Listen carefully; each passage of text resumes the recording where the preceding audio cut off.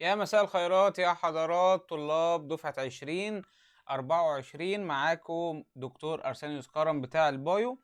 تعالوا نبتدي مع بعض في أول هومورك، لكن الصراحة يعني أنا بحب إن أنا من زمان إن أنا ما أقولش على الهومورك ده هومورك، اسمه ما تيجي نشوف. يعني أنت ذاكرت؟ طب ما تيجي نشوف يا ابني اللي أنت ذاكرته ده أخباره إيه ودنيته عاملة إيه و و وهل أنت ذاكرت كويس والّا ما ذاكرتش؟ طب فاهم اللي أنت ذاكرته ده والّا ما فهمتش؟ كنت قاعد نايم على نفسك في الحصة، مش نايم، مركّز، مش مركّز؟ يعني في مليون حاجة وحاجة ممكن تحصل، بس هي كده الدنيا بتبقى حلوة في البدايات، حلاوة البدايات زي ما بيقولوا. ليه؟ الواحد إيه، لسه ما اتضغطش ودايمًا أنا باحذّر من الموضوع دوّة. تعالوا نشوف مع بعض أول الأسئلة اللي علينا في أول homework كانت بتقول إيه. يعني أنا إيه، شايف إن رقم على أول topic بس كده في المنهج حوالي 100 سؤال. ده كويس يعني مش كتير، يعني بالنسبة لي إيه، هم كام سؤال بالضبط؟ يعني هم هنا عندي 106 سؤال، يعني قُل 100 سؤال يعني، حاجة قليلة يعني إن إحنا نحُط على أول topic دي، لسه في أسئلة تانية كتيرة أوي، بس ما باحبش أخُض العيل في الأول. تعالوا كده نشوف أول سؤال مع بعض، بيقول لك الphysiological support. ماله الphysiological support؟ الphysiological support دوّة اللي هو بتاع المَيّة والملح، اللي هو بيهتم بالخلية as a whole. فأنا كده أفتكر مع نفسي إن أنا أمّا يكون عندي خلية نبات بالمنظر ده وآدي الnucleus أو animal cell بالمنظر ده كده أهو، لمّا باحطها في مَيّة وملح، باشوف بقى هل هي الsolution اللي عندي هل هو hypertonic والّا isotonic والّا hypotonic، واشوف ال3 حالات بتوعي، يا إما هتفضل constant لو هي في حالة equilibrium، هل هتincrease في الsize حجم الخلية هيكبر هتبقى swelled أو بنقول عليها turgid، والّا هتبقى صغنونة اللي هي flaccid بالنسبة للنبات، والّا هنقول عليها إن هي shrink. ده تفكيري يعني من قبل ما أخش أصلًا في فهو السؤال بسيط بيقول لك الphysiological support. ماله الphysiological support؟ قال لك بيتقدم بيه، يعني هو أفهّمك إزاي الphysiological support ده. هل بسبب thickness of plant cell to prevent الwater loss؟ هل إن تخانة النبات بسبب خسارة المَيّة؟ لأ أنا آسف، تخانة النبات دي structural أصلًا بقى. ده كده structural، فدي مرفوضة. طب turgidity of plant cell، طبعًا انتفاخ الخلايا. انتفاخ الخلايا ما قايم على مفهوم السوليوشن اللي هو من النوع الhypotonic، فهو كده الخلية هتزيد، فمعنى كده إن هي gain الphysiological support، فهو والله الإجابة دي صح. طب تعالَ نكمل turgidity of vessel filled with nutrients، يعني انتفاخ الأوعية اللي مليانة بالغذاء. يعني أنا مش فاهم أنت بتتكلم على أنهي أوعية، هل الأوعية اللي هي الزايلم والفلويم بتاعة النبات، والّا بتتكلم على البلاد فيسل الموجودة في جسم الإنسان؟ أنا مش عارف أنت بتتكلم على أنهي واحد. فعلى العموم هو انتفاخ الأوعية نتيجة الأكل، يعني أنا حشيتها أكل، ده الكلام ده مرفوض تمامًا طبعًا. يعني مثلًا أجيب الزايلم والّا الفلويم، الفلويم مثلًا على سبيل المثال واحشيه سكروز، يبقى معنى كده إن هو بقى عنده physiological support؟ الكلام ده مش صح خالص، الكلام ده مش صح خالص. deposition of cellulose on cell wall، طب ما ده برضه تاني structural، يبقى إحنا كده عندنا الاتنين structural. أوكي. لمّا ييجي لك tension في الأسئلة، اعرف إن هو بيتكلم على الturgidity، الانتفاخ. أو الturgor pressure، إن هو gain الturgor pressure أو gain الphysiological support. فهو بيقول لك، هو السؤال كده، هو بيقول لك ده إثبات evidence، يعني إثبات ودليل قاطع that the plant، أكيد أدوّر على gain الphysiological support، يبقى الإجابة إيه؟ wall of plant cell becomes stronger due to position of إيه؟ وهو هنا بيتكلم على الplant cell والwalls بتاعتها، طبعًا نتيجة ترسب السليلوز. طيب اتسرعت يا مستر، ليه؟ ما الكيوتين برضه صح. لأ مش صح. إزاي صح؟ هو هنا بيقول لك الwall، العيال بقى اللي بتتلخبط بقى، هو هنا بيكلمك على الwall of plant cell، جدار الخلايا النباتية، علشان تبقى قوية أنا بارصّب عليها إيه أو جواها إيه؟ إحنا طبعًا جواها سليلوز، يعني أدي كده خلية نبات، بدون وجود هذا السليلوز اللي هو الcell wall عارف لو كان موجودة لجنين كنت اخترتها اهو، في هنا لجنين. طب ما دي اصح، لا يبقى معلش، يبقى انا اشطب دي كده اهو، اشطب دي كده اهو، واختار طبعا الايه، السليلوز واللجنين. طب فكرت فيها ازاي يا ابني؟ الجدار بتاع الخلية، الجدار بتاع الخلية اللي هو ده، ما دام مليان بالسليلوز خير وبركة.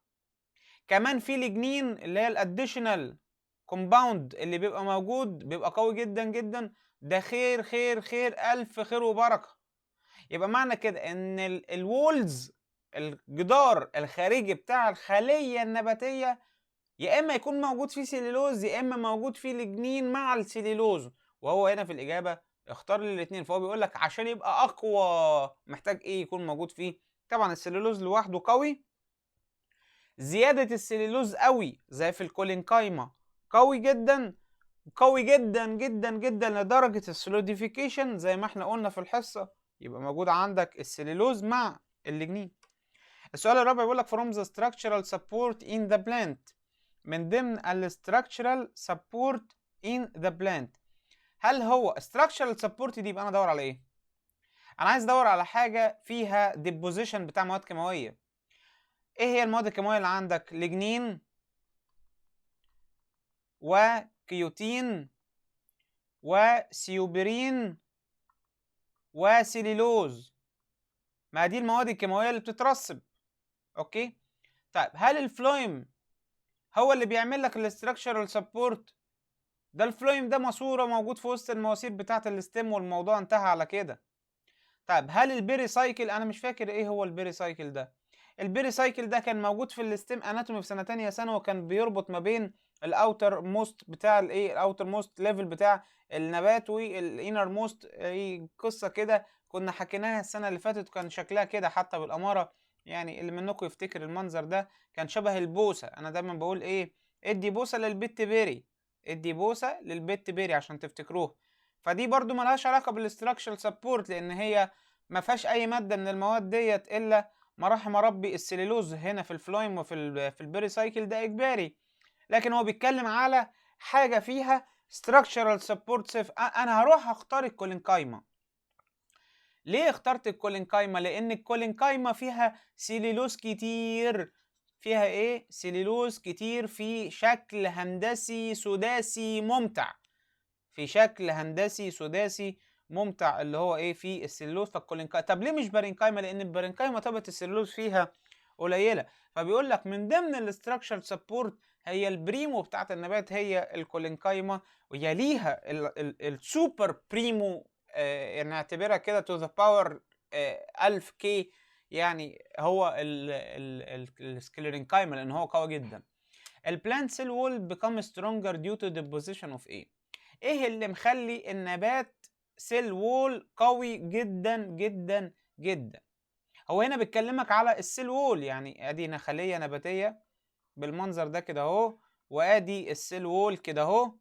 فبيقول لك هو بيبقى قوي نتيجه ترسب ايه؟ طيب مبدئيا كده دي حاجه داخل تركيبه النبات. يعني ايه داخل تركيبه النبات؟ عشان بس ايه، يعني نقفل الجدال دوت علشان ما نفتحوش تاني. مش دي شجره؟ صح الكلام؟ طيب انت عندك حاجه زي الليف، الليف دي بيترسب عليها كيوتين on the plant structure، على تركيبه النبات من بره. السيوبرين يبقى ده كده كيوتين. طب يا عم السيوبرين، ما برضو السيوبرين بيحصل له ديبوزيشن on الستم، لكن في داخل الخليه مين اللي بيترسب؟ السليلوز. مين اللي بيترسب من جوه؟ السليلوز. وكلمة من جوه يعني داخل الخلايا. اقول لك على حاجة عشان نريح. بص يا بنتي انا اقول لك على حاجة، بس اقول at the cellular level، at the cellular and tissue level، على مستوى التيشو. يعني دخلت جوه ميكروسكوب تحت شفت الخلايا، فلازم تلاقي حاجة من جوه مترسبة. اهو اللي مترسب من جوه ده بقى هو ده السليلوز او اللجنين، على حسب انت بتتكلم فين في النبات، يا اما السليلوز يا اما اللجنين. طيب هو هنا بقى بيقول لك become stronger due to deposition of ايه، وبيكلمك على السيل وول، بيكلمك على السيل وول. الكيوتين ولا السوبرين ولا السيلولوز ولا all of the previous؟ انا هبتدي افكر، انا هنا اخترت الكيوتين. طب ما الكيوتين دوت على الابر ايبيديرمس واللور ايبيديرمس بتاعت الليف، هو ما حددليش، هو هنا بيتكلمك على البلانت سيل وول. بلانت سيل وول، يبقى انا اختار سيوبرين. يبقى انا اختار مين؟ السيوبرين، لان هو السيلولوز بيحصل له ديبوزيشن داخل الخليه علشان تبقى قويه. من هنا اهو يحصل هنا كده طبقات السيلولوز تزيد. فهو هنا السؤال ده مخادع. خلي بالك يا بنت، السؤال ده مخادع. خلي بالك معايا يا حبيبي، السؤال ده مخادع. العيال ممكن تجري على كلمة all of the previous، ما هو يا باشا كله بيحصل له deposition، الكيوتين والسوبرين والسليلوز. لكن احذر، هو بيكلمك في البلانت سيل وول، فالبلانت سيل وول أكيد أكيد هنا بيتكلم على السليلوز بلا شك. طيب السؤال اللي بعده the size and pressure of the plant cell vacuole increases. يعني أنت عندك دلوقتي خلية نباتية بالمنظر ده كده اهو، اوكي. طيب وعندك هنا نيوكليوس وعندك هنا لارج سب فاكيول. the size and pressure of the cell vacuole increase. يعني انت عندك هنا في بريشر من بره increase when water enters. الميه بتخش بالايه؟ الميه بتخش بالاوزموزس. طيب في ممكن حد يجي يقول لي يعني ايه امبايبيشن؟ انا مش فاكر يعني ايه كلمه امبايبيشن.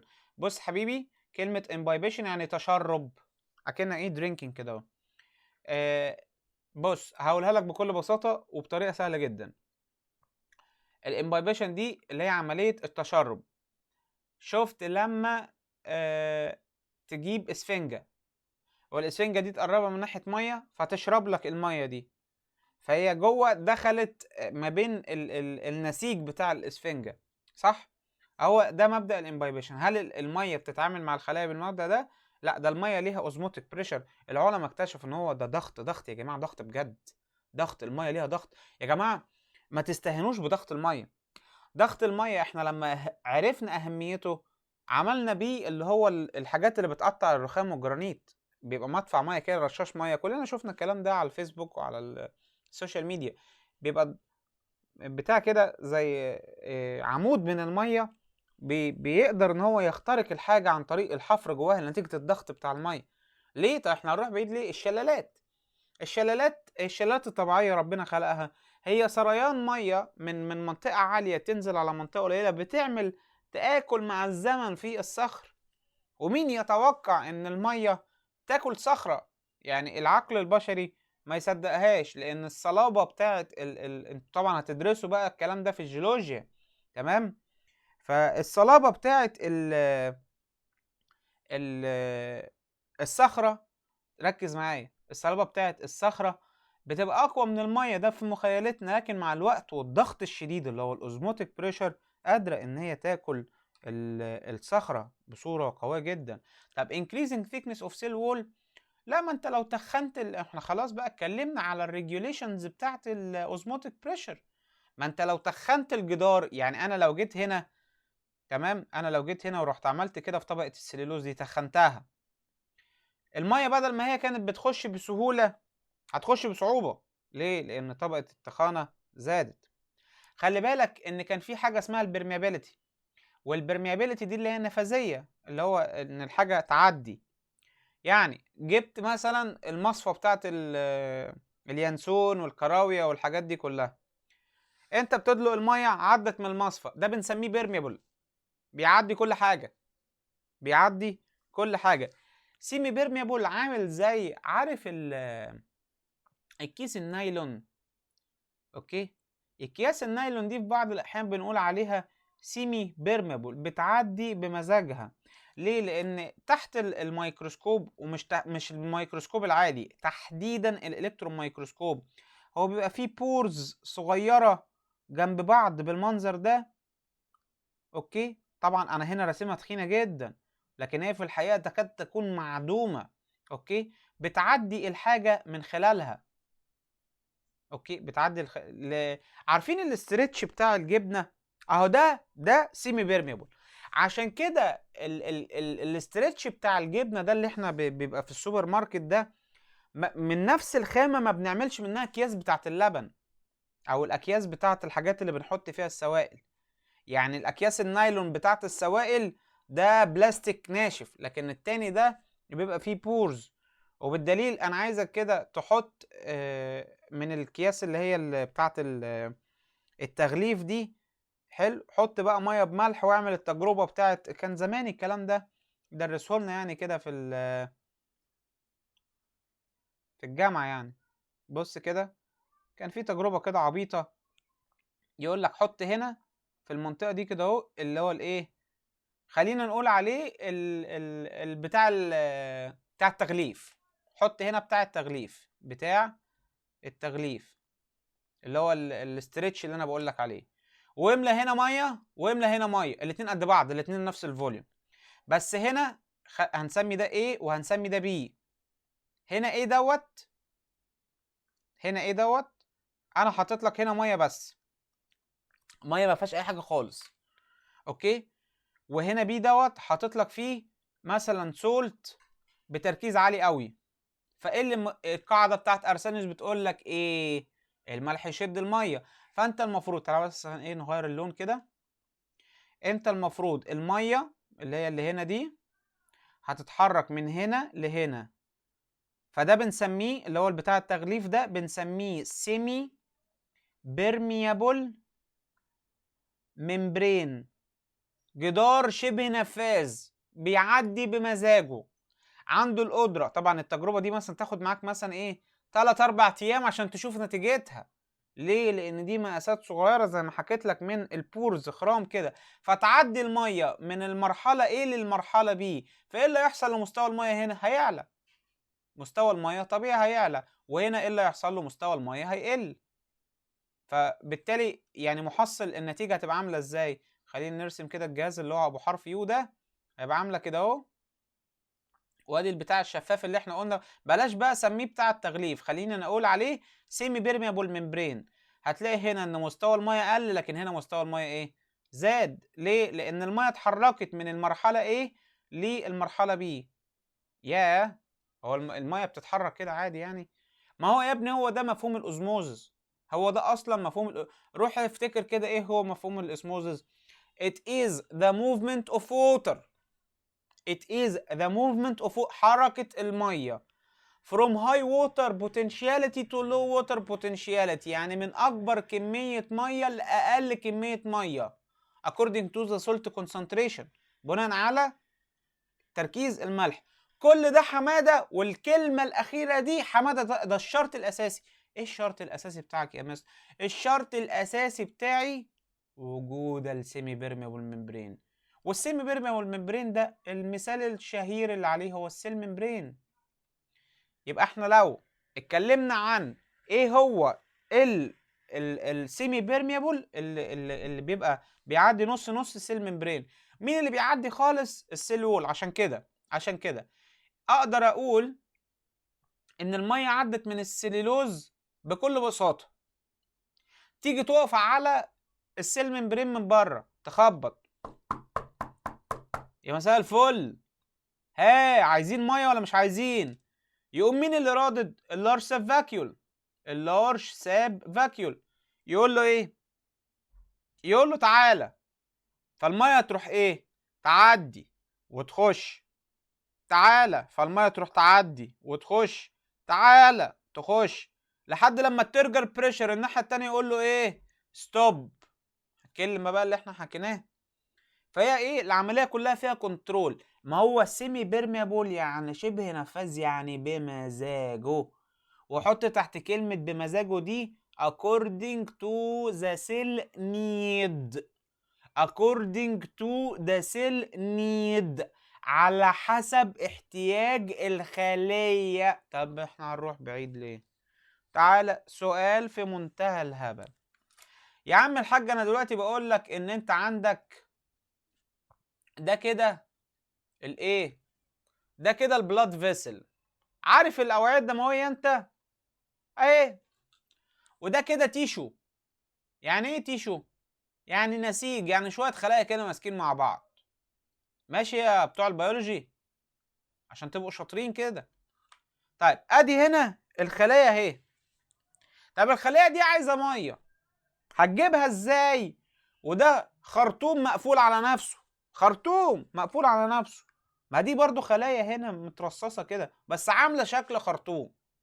طب هنسمي البلاد فيسل مرحله ايه، وهنسمي التيشو مرحله بي.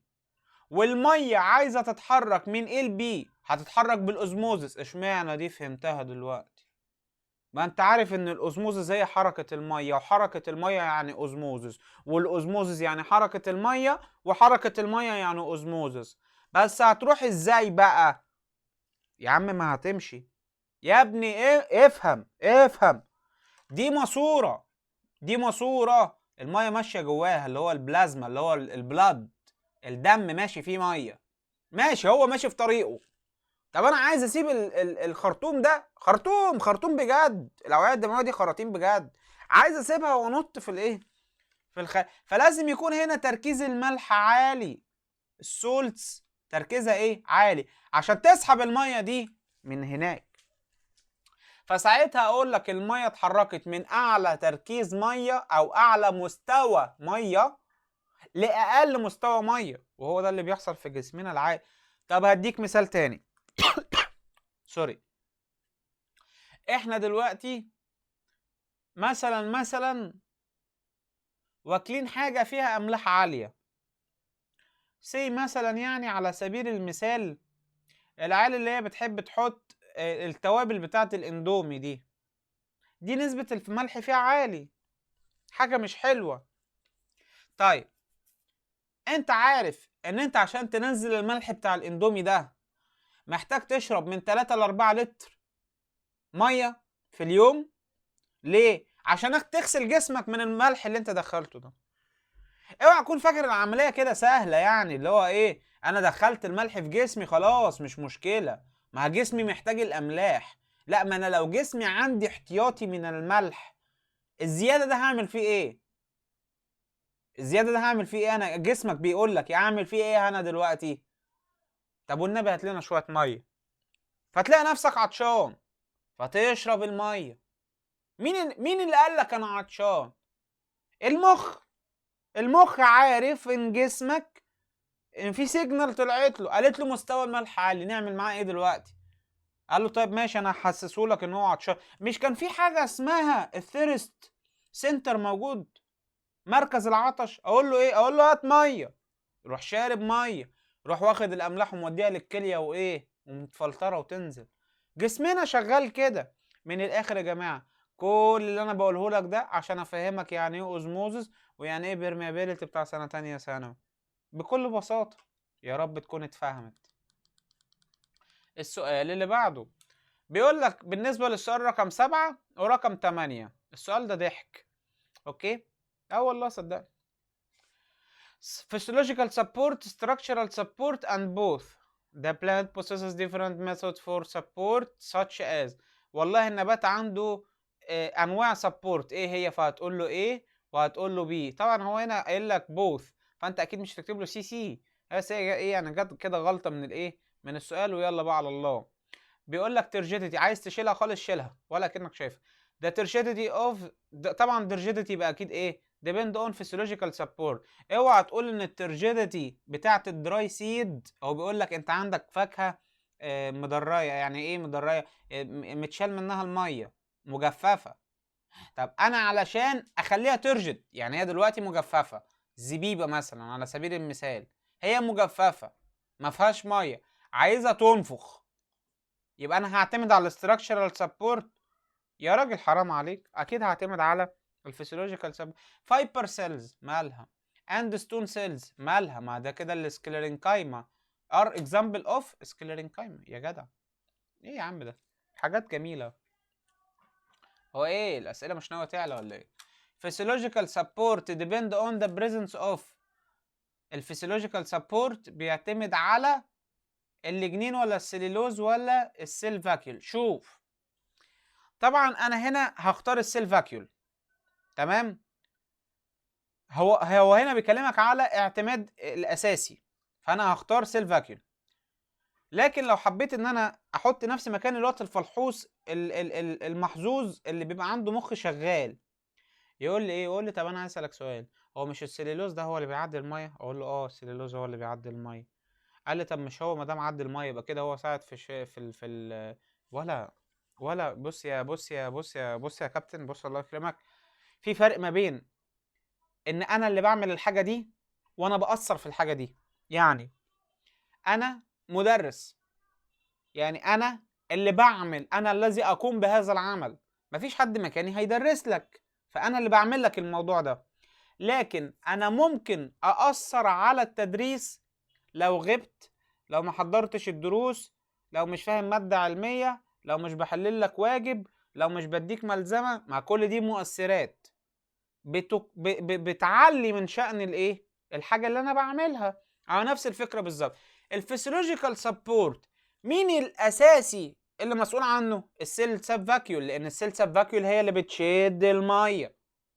طب الليجنين والسيلولوز دول بيساعدوا، الليجنين بيساعد ان الميه ما تهربش بره النبات، والسيلولوز عشان ما تخرجش بالساهل او ما تفرقعش الخليه، يبقى بساعد مش اساسي. فبالتالي اوعى تخلط الامور ببعضها. في فرق ما بين انك تكون اساسي وانك تكون مؤثر في شغل الاساسي، فبرضه هو لسه ستيل ايه؟ اساسي. طيب اوكي، استاذنكم بس كده عشان ايه واحنا قاعدين اشرب اللبن بالكاكاو بتاعي. يلا. The support type that concern with the cell as a whole. الفسيولوجيكال من غير ما افكر، ما دام قال لك ذا سيل از ا هول يبقى فسيولوجيكال من غير ما افكر. هو بيتكلم عن خلايا كلها توتال شاكب راكب كده، يبقى الفسيولوجيكال اللي هو الوظيفي. The swelling and increasing in the size of the fruit on the fruit on putting it in water، لما تيجي تحطها في الميه is considered as a physiological support. ما دام ميه يبقى physiological support. When some dried or shrunken of fruits absorb water and increase in size, these indicate presence of structural support. لما يقول لك لما يكون عندك فاكهه جافه ومكشكشه، يعني شبه ناشفه شويه، absorb water هي امتصت ميه and increase in size، هل ده يعني بيفهمك ان اللي موجود حاليا او اللي عمل الموضوع ده الاستراكشر سبورت؟ لا طبعا. انت هنا لو عايز تعديل البتاع ده المفروض ايه؟ ما كانش احمد يبقى الحاج احمد، ما كانش استراكشر يبقى فيسيولوجيكال. طيب نقط is presence in the cork cell which is impermeable. طيب احنا قلنا فوق، تعال بقى نكتبهم كده كملخص. السليلوز طبعا هي موجوده عندكم في الملزمه. السليلوز ده احنا قلنا عليه بيرميبل، هفق. انا بقول للعيال بتوع تانية ثانوي هفق، بيعدي اي حاجه. طيب السيل ممبرين دوت بيبقى بالنسبه لي سيمي بيرميبل. اعذروني بقى عشان المكان هكتبها كده. طب بالنسبه لي الليجنين والسيوبرين دول بقى ما بيعدوش حد خالص. الليجنين والسيوبرين ام بيرميبل. حتى كان في كده ايه حاجه كنت بقولها في الحصه، يعني يقول لك ايه؟ لجنين سيوبرين 2 مجانين ما بيعدوش حد. 2 ايه مجانين. هو انت لو قدام منك حد مجنون هتعدي؟ تخاف يحدفك بطوبه ولا يحدفك بحاجه في وشك ولا بتاع.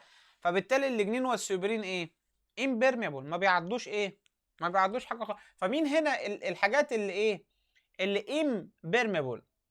بس شرط، انت عندك هنا في السؤال موجود السيوبرين وموجود اللجنين، اختار انهي؟ هو قال لك في الكرك. فطبعا العيال اللي صاحيه وهي بتقرا السؤال وبتفصصه كده زي السمك عشان تفهم هو عايز ايه، افهم السؤال عايز ايه. هو في كلمه اهي، انا كنت هروح احط اللجنين مثلا، يعني هتروح تقول له ايه؟ يا ابني ركز يا ابني، في كرك. الكرك ده اللي هو الايه؟ الطبقه الخارجيه اللي كانت على الستيم، يبقى اس ستيم سيوبرين، ستيم سيوبرين. نقط is present on the leaf. طبعا العيال بقى هنا تزنق نفسها. on انا بقى ايه احفظها؟ on ده كان ايه؟ كان كيوتين ولا لجنين ولا يا لهوي، طب ان كان ايه، وهو ايه اللي جوه وايه اللي، لا لا لا لا، انت هتلاقيك اصلا نفسك انت فاهمهم.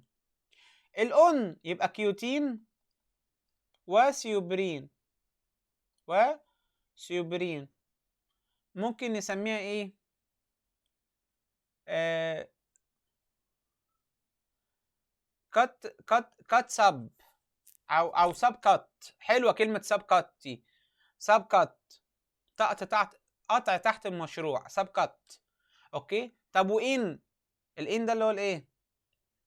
الليجنين والسليلوز، يبقى ايه؟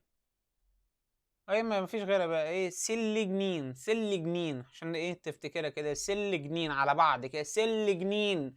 سلجنين ده اللي هو السليلوز والليجنين. طب هو بيقول لك اون ذا ليف، يا عم اصلا ايه العيال، ايه يا عم ارسانيوس، كبر مخك، ما العيال فهمتها، انت هتلخبطهم ليه؟ ما كيوتين هو اللي على الليف، يلا بقى يا عم. ده absence of tension، اصل انا يعني ايه محاسوك بس ايه، عشان اول مره نقعد مع بعض كده نحل اسئله، فتبقى انت فاهم، لان دي ايه ثانويه عامه مش هزار يعني، فالاسئله تبقى ماشيه كده واحده واحده. the absence of tension، عدم وجود الترجيديتي، يبقى ما فيش physiological support. ما تكملش الجمله، ما تكملهاش، مش عايز اكملها. طب the tension turgidity of plant cell wall، وجود الفسيولوجيكال سبورت. السؤالين عكس بعض، the absence ولا وجود الايه، الحاجه اللي هو بيسأل عليها. حلو السؤال ده. بيقول لك ايه السؤال ده؟ الصورة اللي قدام حضرتك دي تجربة بيقول لك فيها، جاب قمع فانل، الفانل ده عليه permeable membrane attached to funnel. permeable دي يعني بيعدي، ولا بيعدي نص نص، ولا بيعدي خالص خالص خالص؟ لا، permeable دي يعني بيعدي خالص خالص خالص. قال لك قلبه وحاطط فيه حبر احمر، يعني اكنه مثلا، شفت بص هقول لك على حاجه، عارف القلم لما تيجي تشيل السن بتاعه من قدام، والعيال بقى تيجي من ورا ايه تنفخ كده، هو بقى من غير ما ينفخ جاب مثلا القلم ده وراح حاطه في الايه، في الميه زي، بس شال الايه، شال السن بتاعه، بحيث ان هو ايه ينتشر كده. بيقول لك بعد ساعه الووتر قلبت احمر، ما طبيعي لان الصبغه اللي كانت هنا اللي هو اللون الاحمر انتشر بره، انتشر بره.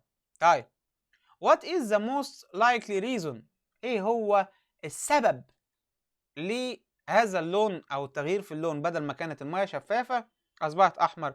اقول له كده نتيجه ان الحبر انتشر بالديفيوجن.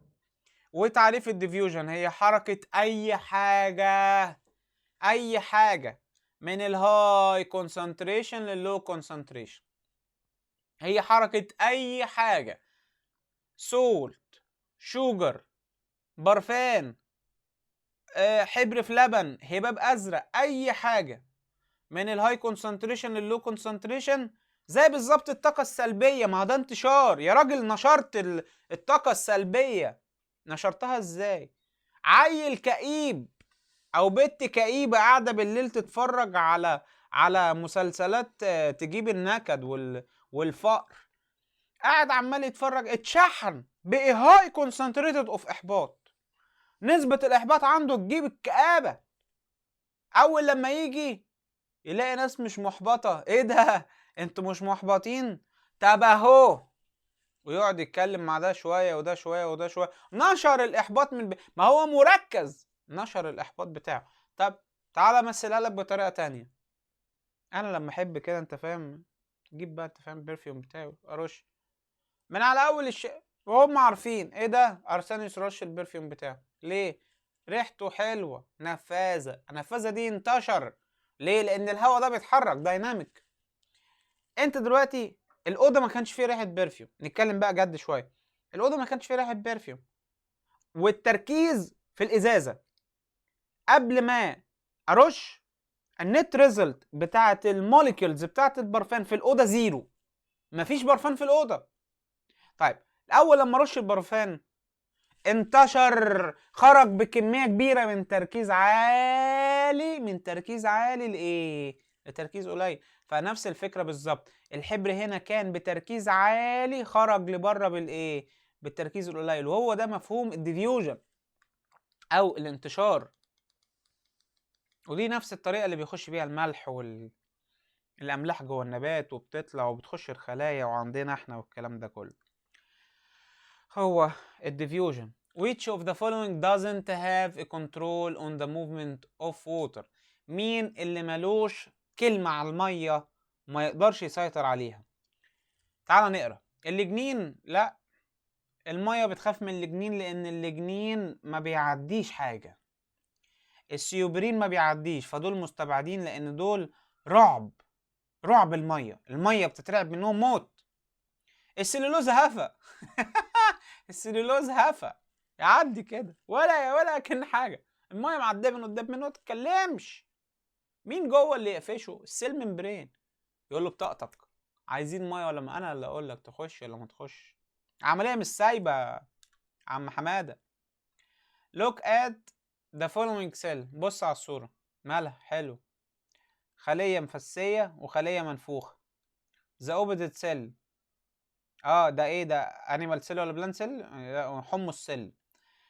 which cell has trigger pressure؟ مين من دول عندهم trigger pressure؟ يا راجل الترجر دي يعني منفوخة صح؟ يا سبحان الله. بس هو تصدق يالا والله العظيم بأمانة تبقى انت مغفل لو ما خدتش بالك من الحتة دي، ان هو هنا كاتب خلية ايه وده هنا كاتب خلية بي. فانت تروح هنا زي الشاطر تقول له ان ده ايه، سل ايه ولا بي اللي منفوخة سل ايه. طبعا عيال فاكرة ان دي اللي ايه ودي اللي بي، فتخش بقى تعك، ولما عبال لما توصل لصاحبك توصل بالعكس، فهو ياخد درجات وانت ما تاخدش درجات. سبحان الله على النية، سبحان الله. which cell show plasmolysis؟ يعني ايه فست خالص كل المحتويات يبقى سيل ايه، سيل بي. خير انت تعمل شر انت لا يا اخي. a plant stem becomes straight. النبات stem becomes straight بيبقى يعني واقف على حيله كده after irrigation، بعد لما بيتملي ميه. اذكر السبب. يعني اول لما النبات يتروي بالميه بدل ما كان خلينا نقول كده ايه وايلتد، يعني كان دبلان، روح ايه وقف، تمام، يقف لفوق كده. فبيقول لك ده بسبب ايه او نتيجه وجود ايه، هل وجود النيوكليوس ولا الميتوكوندريا ولا الساب فاكيول ولا الكلوروبلاست. الكلوروبلاست دي لو انت مش عارف دي اللي هي الاوضه الخضراء اللي بتعمل فوتوسينثيسيس. طبعا احنا قلنا اي حاجه ليها علاقه بقى بالايه بالفسيولوجيكال سبورت الله يكرمك ايه اللارج فاكيول وايه ريح مخك بقى مش هنقعد نهري فيها كتير. بلازما اوف بلاد، مالها البلازما اوف ذا بلاد دي is considered بلازما اوف ذا بلاد اللي هو اللي ماشيه في الدم، ده اعتبره ايزوتونيك ولا هايبوتونيك؟ السؤال ده بقى انا كنت لسه شرحه فوق، سؤال ذكي. هو طبعا اجابته هايبوتونيك، وهقول لك ليه. شوف، لما نيجي نتكلم على البلازما بتاعه الدم، البلازما بتاعه الدم عندها بس يعني ايه حاجه بسيطه كده، ساعات بتكون هايبرتونيك وساعات بتكون هايبوتونيك على حسب نسبه الميه في جسمك. لكن بالعقل كده انا لما يكون عندي اوعيه دمويه، اوكي، وادي هنا في تيشو شويه خلايا ماسكين مع بعض كده، كبد بقى قرنيه اي حاجه، مع الاوعيه الدمويه دي بتبقى ماشيه في جسمك كله. طب ده هنسميه ليفل A وده ليفل B، يعني هو عايز يتحرك من A ل B. الميه احنا بنتكلم هنا على الميه، فطبيعي لازم هنا تكون نسبه تركيز الاملاح عاليه، عشان القاعده بتاعت ارسانيوس يقول لك ايه، الملح يشد الميه فيقوم متحرك من A ل B، الميه تتحرك من الليفل A لليفل B، فساعتها في الاغلب بيبقى هايبوتونيك. لكن لو ايزوتونيك اللي هي الفتره اللي فيها انت الخلايا مليانه ميه وجسمك مليان ميه، فالاتنين ايكوليبريم، اللي هو اثناء اليوم العادي اللي هو انت لا عطشان ولا عايز تخش الحمام، فانت وضع بص اصل السؤال ده خلي بالك هو في فاريابيليتي بشكل مش لان انا جسمي بيعدي على الثلاثه، يعني انا في الاغلب بيبقى هايبوتونيك ليه الخلايا عايزه وانا عمال اشرب والموضوع شغال كده. هايبرتونيك ده لما تكون واكل فسيخ او واكل فيها حاجه ملح عالي، واكل مثلا لب، بعد اكل اللب كده تلاقي نفسك ريقك هنا ناشف، ليه؟ الخلايا اتشبعت بالملح فعايزه تاخد، انت عايز تشرب ميه عشان تاخد الملح ده وتبتدي تنزله. طب ما الملح دخل معدتك وهيخش على السمول انتستين وهيحصل له ابزوربشن وهيبقى كمان شويه ماشي في الدم، فساعتها ايه جسمك كله هايبرتونيك، فانا عايز اشرب ميه بكميات كبيره، فانا بعدي بالثلاثه. لكن هو الاجابه هتبقى هايبوتونيك علشان الجنرال ستيت العامه. الملح موجود بكميات كبيره في العرق السويت، يبقى بالتالي ده هنعتبره ايه؟ هايبرتونيك، لان احنا قلنا يعني ملح عالي. in plant leaves مالها. what is the primary function of waxy cuticle؟ ايه هي لازمه الواكسي كيوتيكل اللي هو الكيوتين؟ prevent excessive water loss by evaporation from the leaf. ايوه هي دي الاجابه. ممكن نكمل القرايه كده. دي provide a surface area، مالهاش علاقه بالسيرفيس اريا. ده capture of sunlight، ده كده ايه؟ كلوروبلاست، مالهاش علاقه، اللي هي الاوضه الخضراء عشان تعمل photosynthesis اللي هي فيها كلوروفيل. they prevent the loss of mineral by diffusion from the plant، يا لا مالهاش علاقه برضو بالكلام ده. فبالتالي الثلاثه دول ملغيين، الاجابه الاولانيه اللي تنفع. the following is impermeable. مين من قدام منك دول impermeable؟ semi permeable، سوري، semi permeable يعني شبه نفاذ. طيب تعال نشوف واحده واحده كده. السيل وول ده بيرميبل، هفا يا هفا. تونوبلاست سيمي بيرميبل. التونوبلاست اللي هو بيبقى موجود على اللارج سبفاكيول من جوه، ده سيمي بيرميبل لان ده فوسفوليبيد زيه زي السيل ممبرين. فده سيمي وده سيمي، فبالتالي هم بوث التونوبلاست اند بلازما ممبرين، ودي انا قلتها اثناء الشرح. mention true or false، صح ولا غلط؟ both alga. الطحالب اللي قدام منك دي هنا دي ايه؟ خلية شرينكد او حصل لها بلازمولايسيس نتيجة ان مفيش مية. وهنا دي بسم الله ما شاء الله عليها الخير عندها عالي، المية بتاعتها عالية فمنفوخة. حلو خالص. هل الاتنين عايشين في نفس الانفايرمنت؟ فولس، لا يمكن الاتنين يتساووا مع بعض. زي بالظبط كده تيجي تشوف ايه؟ تشوف واد رفيع، هو طبعا مش شرط يعني، بس انا على سبيل المثال يعني عشان تفهمني. تشوف واد رفيع، مالك يا ابني انت يا ابني خاسس كده ليه وبتاع؟ ما باكلش كتير وكلام من. طب تشوف واد تاني مليان وتختوخ وبتاع، عز مليان. ما هو هنا برضو هنا المية عالية، المحيط اللي حوالين منه فيها ايه؟ فيها مية عالية، فبالتالي ايه اللي حصل؟ هي مليانة منفوخة. طب وهنا المية بره ايه؟ المية قليلة، فبالتالي ايه؟ لا، الخلية رفيعة. طب السؤال اللي بعد منك بس عشان ايه في حاجة كده ايه يعني غلط شوية، هي هنا اشطب على دي واكتبها اوزموزس. اكتب على دي اوزموزس. هو بيقول لك ادي دي تربة، ده سويل، والمية داخل من بره لجوه عن طريق الروتس، ماشية ماشية ماشية لحد لما توصل للزايلم. تمام تمام. عايز ايه انت بقى؟ ده كده مواسير اللي هتطلع في الليف. هو بيقول لك السؤال فين؟ وات ترم بيقول لك ايه؟ شو سيمبل اوت لاين ذا ووتر، وهي الميه بتتحرك بالايه؟ والاوزموزس. الميه بتتحرك بيه والاوزموزس. look at the following drawing then answer. بيقول لك انا عايز اعرف مين النبات اكس والنبات واي. طيب انت هنا النبات ده امتص ميه كتير قوي، absorption. النبات اكس ده امتص ميه كتير قوي، يبقى ده مليان ميه ولا ما فيهوش ميه؟ لا مليان ميه، يبقى سبورتد، يبقى اكس ده سبورتد. يبقى واي اكيد هيبقى وايلتد. ليه؟ لانه بيقول لك ترانسبيريشن، وكلمه ترانسبيريشن دي يعني عرق. واكتب جنب كلمه ترانسبيريشن ايكوال فقد ميه، ايكوال فقد مياه. فقد ميه، ما دام فقد ميه يبقى حجمه هيصغر شرينك، يبقى كده هيبقى وايلتد يعني دبلان. عامله زي بالظبط كده الولاد والبنات في الجو الحر، ان ما شربش ميه هتلاقيه هستك. هستك ليه؟ نسبة المية عنده قلت في الجسم، وده خطر. خلي بالك ده ممكن يؤدي للوفاة ودون ذكر. انا حاجات شفتها بعينيا يعني. عدم شربك للمية يا ابني وعدم شربك للمية يا بنتي اثناء الصيف، اوعى تستهتر بالموضوع. انت جسمك من مكوناته الرئيسية المية، وارتفاع درجة حرارة الخلايا ومفيش مية كفاية ان هي تتحمل درجة الحرارة العالية، لا يمكن جسمك يقدر يستحمل. اول حاجه بتضرب المخ، عشان كده العيل لما يجي والبروتينات بتاعت المخ، وهنتكلم في الكلام ده بعدين. اوعى تسيب نفسك من غير ميه، اوعى اوعى. الولاد والبنات اللي بيشربوا بيبس، خلي عندكم دم، خلي عندكم دم. انا اخوكم الكبير، انا بقول لك شربك للبيبس والكلام ده، فين الميه اللي بتخش جسمك؟ هتقولي ما فيها ميه يا مستر. يا ابني فيها ميه وكميه سكريات تجيب اجلك. بشربها زيرو. الهي يا رب تجيب زيرو. ايه يا ابني تشربها زيرو؟ مش فيها مواد تانية، فيها فوسفوريك اسيد وفيها مواد غازيه تاذي العظم. يا ابني انت ما بتشربش ميه يا جماعه. ربنا ده يعني في كتاب الله الكريم: وجعلنا من الماء كل شيء حي. انت ما بتسمعش، ما بتفهمش؟ طيب الكلام مش مظبوط خالص يعني. اشرب ميه يا بابا. الناس اللي بتعيش على البيبسي والكلام ده كليتك اتهرت والكبد اتهرى. حرام عليك، حرام عليك. ده ايه يا عم ده؟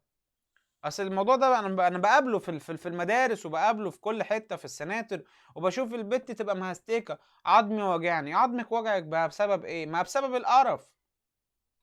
look at the following diagram. انفعلت انا، ها؟ معلش.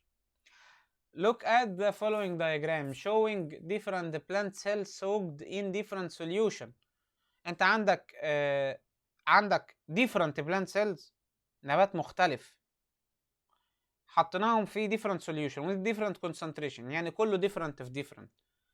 بيقول لك مين عنده lowest concentration of solution؟ كلمة أقل تركيز solution يبقى أعلى نسبة مية. طيب هو هنا حجم الخلية دي، الخلية ايه؟ سي مثلا نحط أرقام يعني. فوليوم سيل فاكيول. لا، طب هو هنا بيتكلم على خلية واحدة ولا أكتر من خلية؟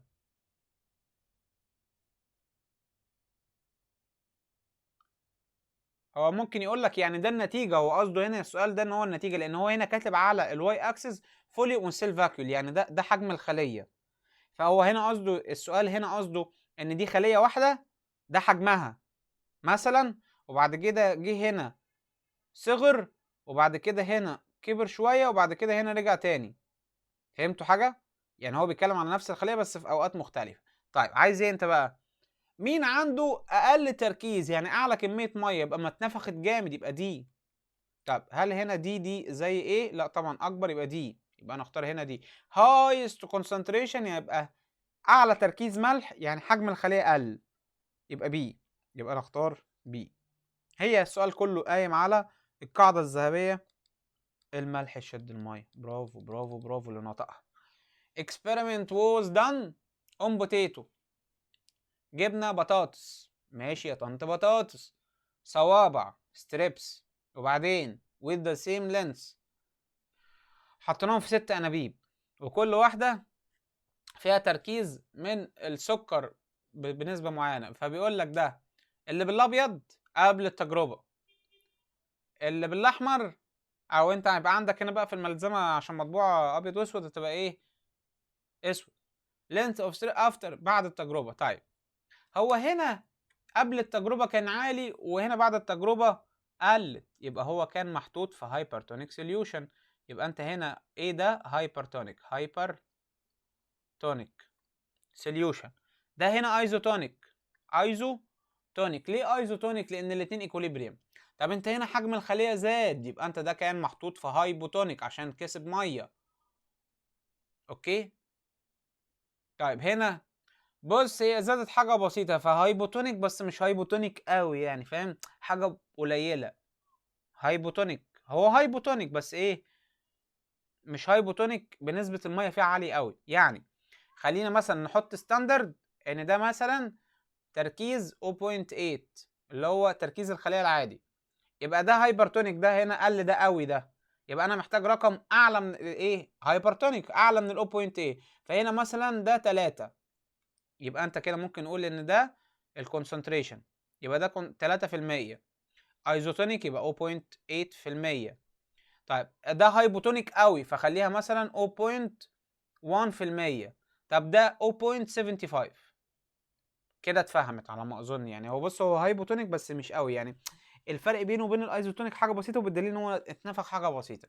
طب ده هايبرتونيك بس مش قوي، هخليه مثلا ايه؟ حاجه اقل من ال 0.8. ايه ده؟ المفروض 85 هنا، سوري 85. ايوه كده ظبطت. طب ودوت عشان المكان ابتدى يزنق، ده الخليه قلت فانا عايز رقم اعلى من 0.8. هو في ايه؟ يا عم انا كنت كاتب صح. هو في ايه؟ ايه ده كده؟ شيل ده كده. هايبوتونيك يبقى نسبة المية عالية ونسبة الملح قليلة. طيب زي هنا اهو، زي الهايبوتونيك، فانا اخترت انا عايز رقم اقل من الايه، فانا كنت كاتب 0.75. ايه اللي خلاني اغيرها بقى؟ غباوة. طب والله يكون في عون الطالب بقى، ما ممكن يتلخبط في الحاجات اللي زي دي. يلا يا عم اديتك حجة اهو، اخسر درجات بقى. ركز معايا ركز معايا. هنا هنخليها 0.85. تركيز ملح عالي سيكا فصغر سيكا. طب هنا ده كبر بس ما كبرش قوي، فلو انت هنا حطيت 0.1 هحط هنا مثلا 0. ايه 0. مثلا 0.3 مثلا 35. يلا برضو ده هايبوتونيك، ده هايبوتونيك لان حجم الخلية زاد، وده هايبر تونيك. طيب عايز ايه بقى؟ the concentration in which the present represent اللي بتوضح لك the concentration of potato is the solution number. هو عايز يعرف التركيز بتاع البطاطس ذات نفسه، ايزوتونيك، يبقى بي. ليه؟ لان بي دوت هو في حاله الايكوليبريم اقل تركيز يبقى اعلى انتفاخ. وهو مين اعلى انتفاخ؟ سي، يبقى سي. اعلى تركيز يبقى اعلى كشكشه. مين اعلى كشكشه؟ ايه، يبقى اختار ايه. برافو برافو برافو برافو. لو انت عارف ان تركيز الريد بلاد سيل 0.85 which solution has a concentration اعلى من 0.85، اعلى من 0.85 يبقى hypertonic solution. يبقى ايه اللي هيحصل لحجم الخليه؟ هتكش، يبقى السوليوشن سي. ليه؟ لان هي هنا كشه. طيب السؤال بيقول لك ايه، لسه في تكمله. which solution has a concentration equal to 0.85. 0.85 يبقى سليمه ما فيهاش اي مشكله. مين هنا اللي سليمه؟ ايه، يبقى تروح تختار ايه. A which solution has a concentration lower than 8.5. اقل من 0.85 يعني نسبة المية عالية، يعني هايبرتونيك. هايبوتونيك يعني هتنفخ مية لدرجة ان هي تفرقع، يبقى بي. ليه؟ لان احنا ما عندناش سيلول. برافو برافو برافو برافو برافو برافو. addition of excess fertilizers، لما تحط مخصبات ارض كتيرة، ماشي، اللي هو السماد يعني، in the soil في التربة will cause plant wilting، هيسبب ان النبات يدبل. شوف، هي الاجابة صح.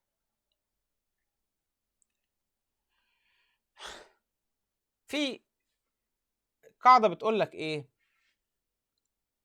او هو مبدأ يعني، اللي يزيد عن حده، برافو عليك، الله ينور عليك، يتقلب ضده. طيب انا الفيرتلايزرز لما احطها بتركيز النبات مش هيستحمله، فانا بتعامل ادي التربة وادي النبات وادي الروت، ماشي ماشي. النبات بيتعامل مع ميه وهو جواه سولتس، فالملح يشد الميه فالميه تطلع له بالزايلم. طيب جيت انا حطيت في التربه فيرتلايزرز او سولتس، انا عبال لما اوصلها هنا هخليها برضو سولتس. ليه؟ هو حد قال لك ان الفيرتلايزرز دي مش بتتعامل مع الميه؟ ما هي لازم تكون ووتر سوليبل، لازم تكون دايبانه في الميه. ومعنى ان هي دايبانه في الميه يبقى معنى كده ان انت لو حطيت السماد،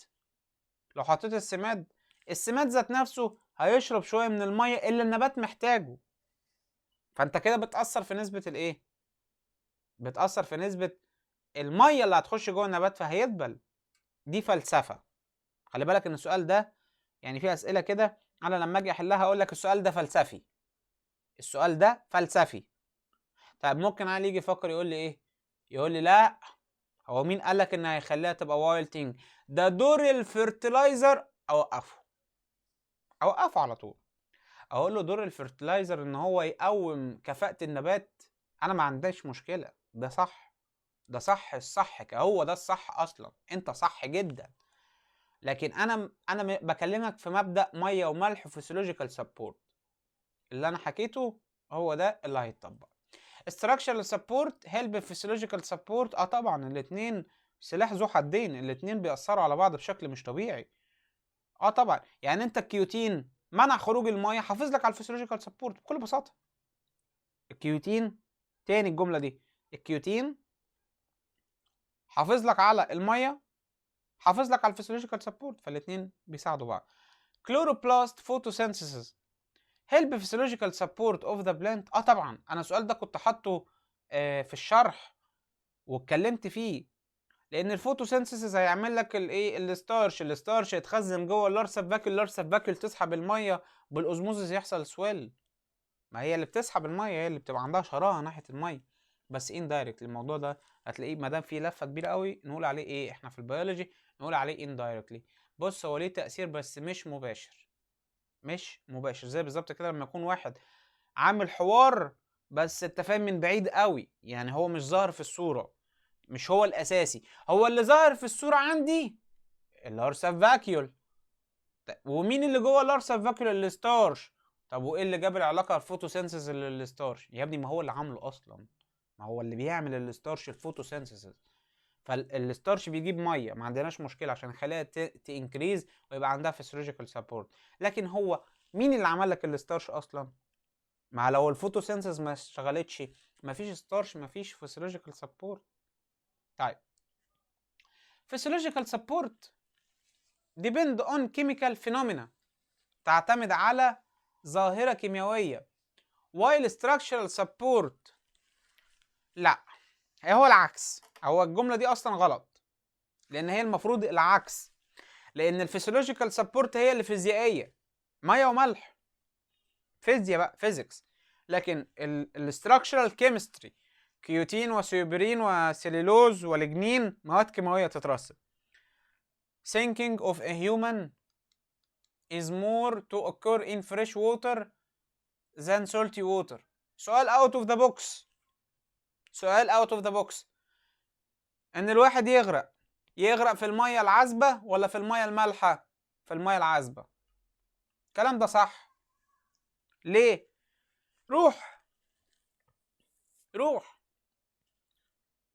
في، مش فاكر شمال سيناء ولا جنوب سيناء، في البحيرات الكبريتية المالحة، المية المالحة اللي عندنا، وحاول تنزل فيها وتغطس، هتلاقي نفسك بتطلع غصب عن عينك، ولا أجدع سباح كل ما يجي ينزل هتلاقي نفسه بيطفو. ليه؟ تركيز الملح عالي، فبيعمل تشينج في الدنستي، بيخرب الدنيا، بيخلي البودي يفلوت على الوش.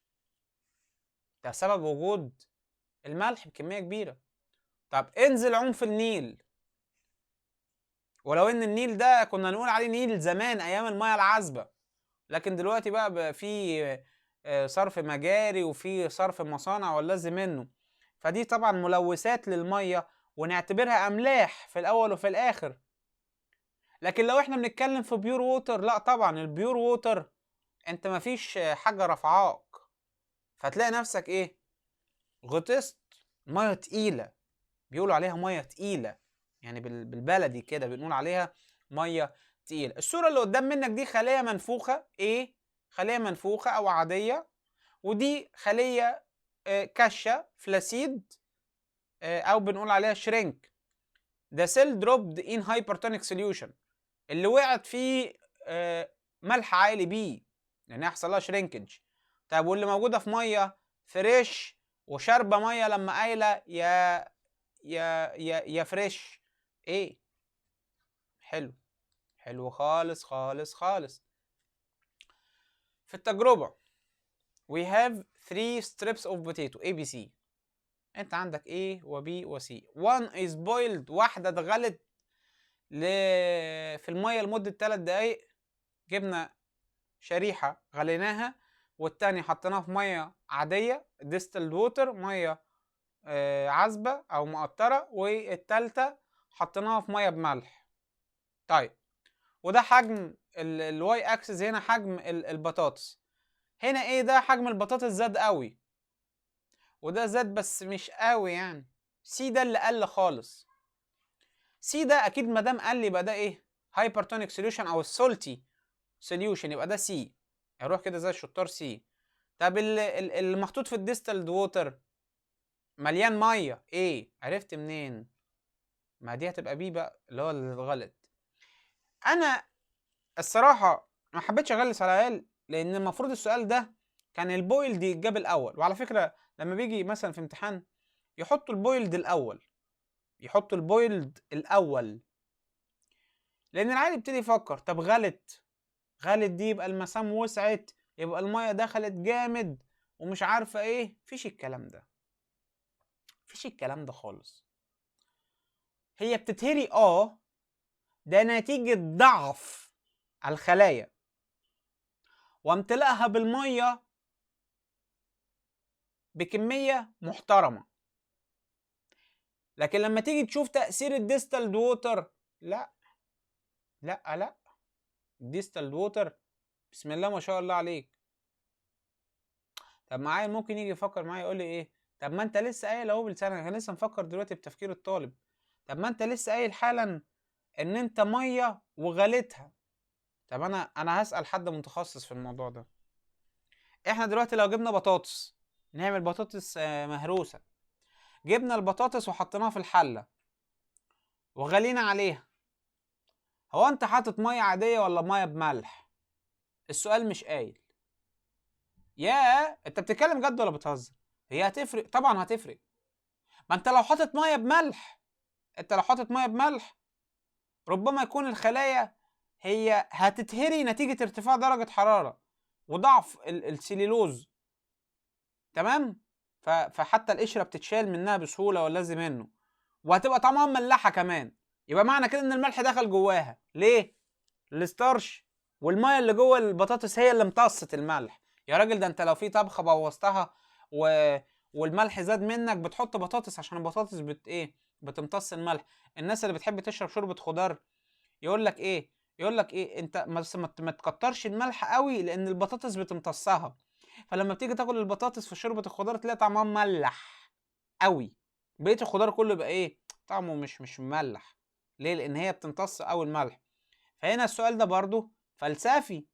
لكن الديستلد ووتر على منهج ثانويه عامه،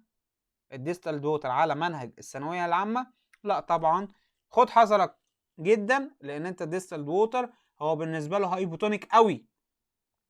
يعني من الاخر كده، شوف يا ابني عشان نخلص من القصه دي. لو قلت ان البويلد ووتر هو مثلا نثبت ارقام، ان الخليه كان حجمها مثلا 0.3 ملم، اوكي، زادت لحد لما وصلت ل 0.35 وزادت لحد 2.5 ملم وقلت لحد مثلا 0.15 ملم. دي ارقام اهي. هنا اللي اتغلت هي كانت في تركيز 0. هو الطبيعي بتاع الخليه 0.85، ده تركيز الخليه في المية. اوعى تنسى ان ده مليمتر، انا هنا بتكلم مقاسات، هنا بتكلم تركيز، اوكي، عشان انا عايز تركز معايا. فهنا ده تركيز الخليه، ده تركيز ايه يا باشا؟ السيل 0.85. فاللي اتغلت انا عايز رقم اقل من 0.585 بس مش قوي، عايز رقم اقل منه، فاختار مثلا 0.8%. ده تركيز السوليوشن، تركيز المحلول السوليوشن. طب بالنسبه للديستلد ووتر، لا، انا الديستلد ووتر هنا عاملها لك عاملها لك 0.01%. يعني مين اللي هيكبر اكبر؟ اللي وصلت لل 2.5 ملم. سؤال ذكي وفيه رغي كتير شويه. الصوره اللي قدام منك عندك 3 نباتات اكس واي زد، ربنا يبارك، have the same volume، عندهم نفس الحجم، ماشي. وهنا بيقول لك بقى number of leaf والاستوماتا والثيكنس والنمبر اوف روت، 4000 3000 الثيكنس. بص، الاسئله اللي زي دي انا ابتدي افكر، انا يا اما هلعب على النمبر اوف ستوماتا يا اما الكيوتين، ماليش دعوه بعدد الورق، انا ماليش دعوه. لان عدد الورق ده هنا 15 و10 و8 يا ظالم، يا ظالم. طب ما هنا في فاريابيلتي جامده قوي، انا اقدر احكم بناء عليه، لكن هحكم بناء على الاستوماتا هي والثيكنس. ليه؟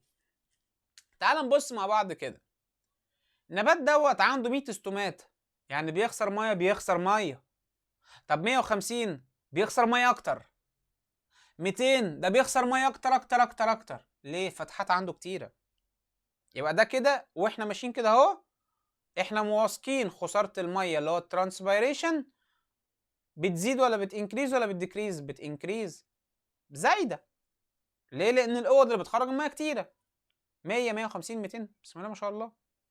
روح للثيكنس بقى بتاعت الكيوتين، اهو جالك اللي هيمنعك، جالك اللي هيمنعك، جال اللي هيمنع الميه، ال 0.03 ملم.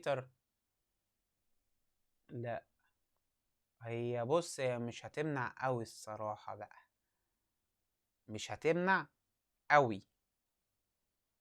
طب 1 ملم، لا دي هتمنع قوي قوي الصراحه. يعني 1 ملم دي يعني تختوخه على فكره. 0.6 ملم اقل منها حاجه بسيطه. فاحنا اكتشفنا ان مين اللي عنده المقدره على عدم خروج الميه بكفاءه عاليه جدا؟ بلانت واي. وهو ده السؤال. ده بلانت which is less exposed to drought، اقل واحد في الجفاف، يعني مش من السهل يخسر ميته. وجود الكيوتين اللي هو الاستراكشرال سبورت. سؤال في منتهى الذكاء. السؤال اللي بعده انا بالنسبه لي تقييمه حلو جدا، محتاج واحد يكون فاهم. بيقول لك مين من الجرافات دي فيسيولوجيكال سبورت؟ الفيسيولوجيكال سبورت، قول لي الاول، قولي لي يا بنتي كده، سمعيني كده، هل هو بيرمننت ولا تمبرري؟ تمبرري، مؤقت، برافو عليكي. فبالتالي شويه كده فوق، شويه تحت، شويه يفضل زي ما هو، شويه يقل على حسب الوضع اللي ايه اللي موجود. فبالتالي انا هروح من غير ما افكر اختار مين دي. ليه؟ شويه يزيد وشويه يفضل كونستانت، شويه يقل. طب ليه مش مثلا يقل؟ لا خلي بالك هنا بقى ثانيه، من غير ما افكر، ايه اهدى يا عم الحاج، ايه ده كده، شيل دي كده وامسك القلم كده وتعالى كده. هو هنا كاتب لك وقت، انا ما كنتش واخد بالي منه، الساعه 1 الظهر. الساعه 1 الظهر الفسيولوجيكال سبورت يقل ولا يزيد؟ الساعه 1 الظهر يعني الجو حر، فنسبه تبخر الميه عاليه، فبالتالي الفسيولوجيكال سبورت هيقل. انا هنا هختار سي. انا اسف، اعتذر، عشان كده ركزت لما شفت موضوع التايم ده. نشرب بق نسكافيه. كاكاو ده، كاكاو ده. ماشي. in an experiment، في تجربة، 60 بطاطساية، 6 بطاطسات، مالها؟ حطيتهم في 6 أنابيب بتركيز سكروز مختلف. The solution concentration in the vacuole of cell of potato strip. هو عايز يعرف التركيز اللي جوه البطاطس. طيب أعرفها منين؟ أجبتها. بص كده، طول القطعة بعد وقبل النهاية، يعني before the experiment and after the experiment. 30 يبقى هي دي الايزوتونيك بوينت بتاعتي. ده كده الايزوتونيك بوينت بتاعتي. فمين التركيز اللي عنده الايزوتونيك بوينت ال 0.4؟ فده كده تركيز الخليه. العب بقى على السؤال زي ما انت عايز. which solution has the highest concentration؟ اعلى تركيز. اعلى تركيز داخل الخليه ولا خارج الخليه؟ ما تسالش السؤال ده تاني. هو بيقول لك اعلى تركيز ايه. هو هنا بيقول لك النبات 1 ولا 2 ولا 3 ولا 4؟ طيب تعال نشوف. هو هنا بيقول لك تركيز هو هنا كانت الخليه دي كانت 30 سم بقت 32، يبقى معنى كده ان دي ايه؟ نفخت. يبقى دي كده سويلد. ودي زادت بس سويلد مش قوي يعني. طب دي، لا دي كشكشت. ودي كشكشت. ودي كشكشت. طب ده شرينك، وده شرينك، وده شرينك، بس ده شرينك قوي لان ده 27. ده ايه؟ ثانيه بس كده، ايه، احط الشارجر. اوكي، ده هنا قل قوي بنسبه مقدار 3 ب3 درجات، يعني نزلت 3 درجات. يبقى معنى كده ان ده ايه؟ بلانت نمبر 6، لان ده اعلى تركيز. يبقى معنى كده ان ايه؟ خسر ميه كتيره قوي. طيب سؤال تاني بيقول لك look at the following drawing and then answer which cell is put in hypotonic solution. مين من دول اتحط في الهايبوتونيك solution؟ hypotonic solution يعني نفخت باينه قوي عليها ايه؟ قلبوزه كده. the plant cell will enlarges to its maximum. هتكبر على اخرها if we put it in distilled water. لو حطيناها في ميه ما فيهاش املاح خالص، ميه بيور but it doesn't burst. مش هتفرقع ليه؟ قول انت بقى انا اتخنقت بقى من الموضوع ده. نتيجة وجود السيل وول يا عم البرنس. when turgor pressure is high the solid concentration is low. لما يكون لا ثانية بقى، هو انت هنا بقى السؤال ده بجد بقى انا اللي هسأل السؤال ده. هو انت هنا بتتكلم على concentration solute inside the cell ولا outside the cell؟ ثانية واحدة، ادي بلانت سيل اوكي، وادي السيل وول بتاعها، الترجر بريشر عالي اللي هو قدام الاوزموتيك بريشر اللي من بره. تمام الترجر بريشر عالي يبقى الميه داخله بكميه كبيره. تمام طيب ما دام الترجر بريشر عالي يبقى انت بره السوليد كونسنتريشن، قليل ولا زياده؟ قليل، يبقى معنى كده ان جوه عالي. السؤال ده ناقص حاجه. السؤال ده كان المفروض يبقى محدد اكتر. the solid concentration inside the cell ولا outside the cell؟ انا هنا هجاوبه على outside the cell، اكتب low واكتب جنب كلمه low outside the cell بره الخليه، لكن high inside the cell عشان تبقى فاهم الفرق ما بين الاثنين في الاجابه. انت فكرت كده اوكي، فكرت في الامتحان وحد ما فيهاش كلام outside، الا بقى لو هو عايزك في حاجه تانية عشان بس ما تقوليش انت قلت كده يبقى هو كده. look at the following experiment. السؤال اللي انا كنت حاطه فوق بتاعه كلام، ادي السيمي بيرميبل ممبرين اللي هو بالنسبه لي سيل ممبرين بقى. تمام، وده هنا نسبه السكر 5%، هناك ميه بس ما فيهوش حاجه، فالميه هتتحرك من المرحله A للمرحله B لان الملح يشد الميه، فالميه هتتشد من ال A لل B. اوكي، فبالتالي ده نسبة المية هتقل، لكن ده نسبة المية هنا ايه هتعلى لان الفوليوم زاد. فبيقول لك solution B ماله will has higher osmotic pressure. هل هو اللي هيضغط المية بكمية كبيرة قوي؟ لا خالص، ده بالعكس، ده المية هي اللي بتضغط عليه لان المية يعني جاية كده اهو، مش جاية العكس لا. طيب water will move from B to A؟ لا خالص. the level of both A and B are constant. ايه ده؟ في اجابه ناقصه هنا ولا ايه؟ ده نمبر كام ده؟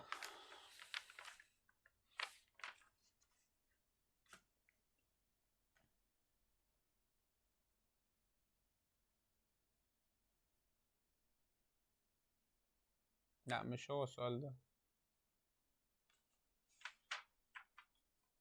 هو السؤال ده اتبدل ولا ايه؟ look at the following experiment as I mentioned true or false. لا ده هو هنا مش mention true or false. طب ايه يعني حصل ايه؟ حصل تبديله ولا ايه؟ طيب ثانيه واحده. solution B will has higher osmotic pressure. لا هي المفروض هنا ايه يعني مثلا؟ عدوا لي يا اولاد، هنا دي تبقى ايه عشان هي الاتنين تنفع اجابه. خلوها هنا ايه، خلي في question number 44 خلي solution A هو اللي عنده higher osmotic pressure لان هو اللي بيضغط. اوكي طيب اقرا كده سي تاني يا دكتوره. the level of both solution A and B will remain the same level. الاتنين هيفضلوا زي بعض؟ لا طبعا، يبقى انت كده كسرت القاعده خالص.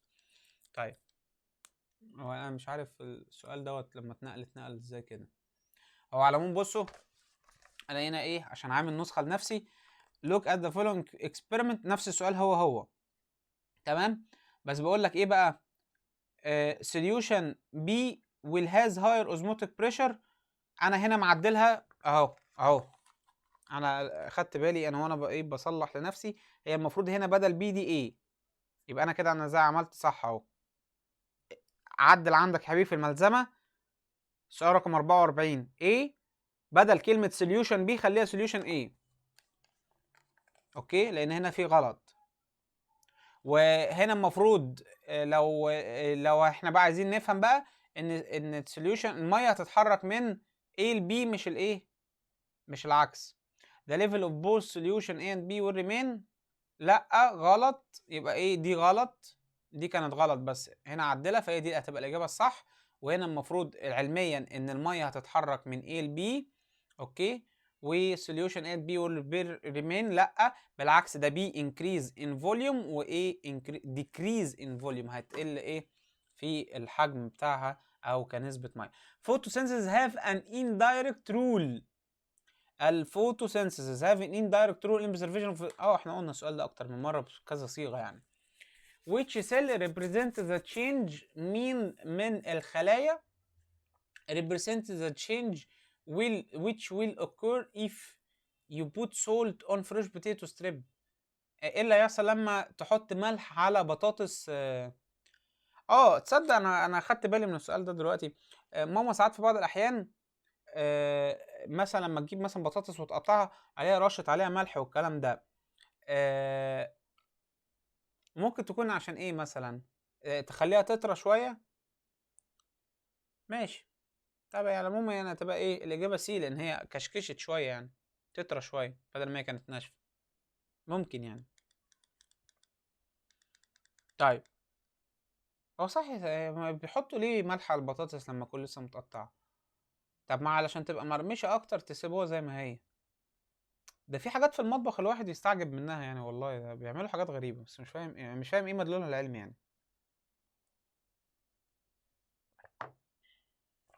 طيب البوتيتو ستريب، عندك حتة بطاطس طولها 3 مللي، طولها ايه 3 مللي والسوكد ان 4 تيست تيوب، محطوطة فيه 4 أنابيب with different concentration which test tube has the lowest concentration، أقل تركيز يعني الخلية نفخت. طيب هو بيقول لك هي كانت 3، هي كانت طبيعي 3. اوكي، ففين الطبيعي 3؟ دي طبيعي 3 دي، ودي طبيعي 3 دي اكتر من 3 دي 3.5، ودي 4 دي. فبيقول لك اقل تركيز يبقى اعلى نسبة ميه يبقى نفخت، يبقى ايه؟ مين من دول عنده structural support و physiological support؟ مبدئيا دي خلية البارينكايما، كولينكايما، سكليرينكايما وزايلم. مين اللي عنده الاتنين الكولينكايما من غير ما افكر؟ انا منحاز للكولينكايما اول لان هي قوية اصلا.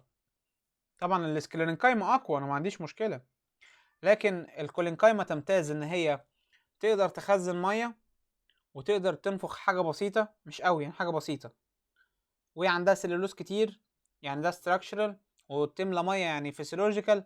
فهي الاتنين. البارينكايما تملى ميه بس الاستراكشر اللي عندها السيل وول رفيع ما بتتحملش، هي فيها بس مش بكفاءة الكولينكايما. فاحنا بنقول ان اللي بيمتاز بهذه الصفة او بميزة زي بالظبط كده ايه، خلينا نقول ايه مثلا في المقارنات مثلا بين اللعيبه، مثلا ده شاطر وده شاطر دون ذكر اسماء عشان ايه التعصب الكروي. يقول لك ده شاطر وده شاطر، الاتنين زي بعض، بس ربما ده بيمتاز بالحاجه دي او بالصفه دي دايما بتتقال عنه. فالكولينكايما دايما بيتقال عنها الاستراكشر والفسيولوجيكال سبورت يختصوا ليها هي اكتر، مع ان برضو البارينكايما بتعملها بس ايه يعني بيتم نسب الصفه دي للكولينكايما. ده ابل ريمين فريش، التفاح بيفضل طازج for a longer period of time due to the position of A، نتيجة ترسب عليه ايه. مبدئيا شيل كده الجملة الأخيرة دي، الكلمة الأخيرة دي والسؤال رقم 49 عندك في الملزمة، واكتب هنا كيوتين وهي دي هتبقى الإجابة. هو السليلوز ماشي والليجنين ماشي والسيبرين ماشي، بس خلي بالك ان الليجنين في التفاح مش موجود، يعني حتى لو موجود يكاد يكون معدوم، هو موجود بس بنسبة ضئيلة جدا يكاد يكون نجلكتد. سيوبرين ده يا حبيبي قلبي لما بتكون بتتكلم انت بتاكل قصب، ولا حتى القصب نسبة السيبرين فيه تكون معدومة هي كمان. فدي مرفوضة دي مرفوضة. السليلوز طبيعي موجود، فهو يعني ايه كيوتين، لان انت عندك على التفاحة من بره. ايه ده انا برسم برتقانة كده. التفاحة بتترسم ازاي؟ كنا بنعمل كده اهو، وبنعمل كده اهو، وبنعمل كده اهو، وبنعمل كده اهو. برافو عليك يا مستر. التفاحة دي بقى عليها من بره بيبقى طبقة الكيوتين، اللي هي لما تيجي تعمل كده اهو تسمع صوت الايه الاحتكاك ده، بتعرف ايه ان هي قوية. طبعا انت كل ما طبقة الكيوتين زادت يبقى معنى كده ان الايه الصلابة بتاعتها زادت، تقعد فترة اطول. وده اللي العلماء بتلعب عليه بالهندسة الوراثية، ان هي تزود طبقة الكيوتين عشان التفاح عقبال لما يجيلنا من امريكا لحد هنا يقعد مثلا ايه في الماركت حوالي شهرين 3 عقبال لما يتباع، وهو اصلا كان على الشجره مش عارف بقاله قد ايه، فما يبصش بسهوله. ودي برضو حركه ذكاء منهم ان هم بيلعبوا على حته حساسه شويه. Deposition of cellulose in the cell wall make cells stronger and prevent loss of water from inner cell. Deposition of cellulose على in the cell wall make cell stronger and prevent loss of water from inner cells. طبعا الكلام ده صح جدا. both statements are correct. راحت فين بقى الكلمه دي؟ deposition of cellulose in the cell wall make stronger and prevent loss of water. ماشي. لا ثانيه، prevent loss of water ازاي؟ هو ده يا ابني ده السليلوز ملوش علاقه بالبريفنت في ووتر. اللي بيبريفنت الليس اوف ووتر، اللوس اوف ووتر، الليجنين ده لو موجود. لكن السليلوز هفق بيعدي اي حاجه. يبقى الجمله الاولانيه صح الثانيه غلط. يبقى the first statement is correct and the second statement is false. طب اتاكد منها علشان الواد لما يجي. السؤال ده اصلا مش موجود هنا، السؤال ده جديد، كانش في الملزمه. طيب which of these substances، كويس عشان ايه اقول له عليه. which of these substances، مين من المواد اللي قدام منك دي is deposited in the cork layer. تاني كده اخر سؤال. هو كان واخدين هوم ورك لحد 49. طيب ماشي، ما كده على نفس الحته يعني. طب نقص الفيديو لحد هنا. طيب كده احنا وصلنا لحد الجزء الاولاني في الهوم ورك. تمام. انا كنت ايه هسرح في الحل، هكمل لكم بقى الفيديو ده بس ايه ينزل لك بعد لما تحضر الحصه ان شاء الله، واشوفك في الامتحان واشوف ان الهوم ورك ده اتعمل، علشان ما الاقيلكش لزقت لي كله مع بعضه وعكيت لي الدنيا. انتظروني ان شاء الله على اليوتيوب، واللي منكم على التيك توك يتابع الفيديوهات اللي بتنزل، فيديوهات شيقة جدا بدل ما بتضيع وقتك في حاجات فارغة. اسمعني انا بتاع البايو دكتور ارسانيوس كرم. مع السلامة.